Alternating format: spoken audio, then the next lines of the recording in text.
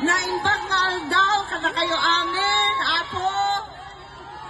Maupay nga udto sa tanan.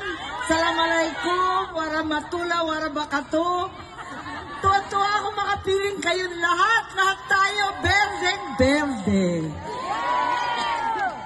Higit sa lahat, narito po ako para sumabay sa ating pinakamamahal na Vice President Inday Sara Duterte sa kanyang kaarawan.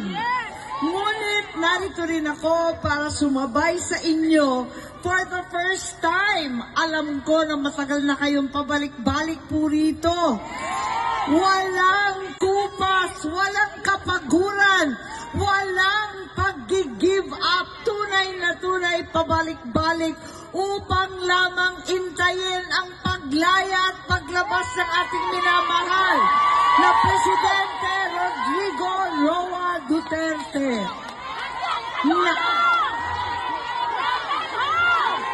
Sabay-sabay po natin iuuwi siya.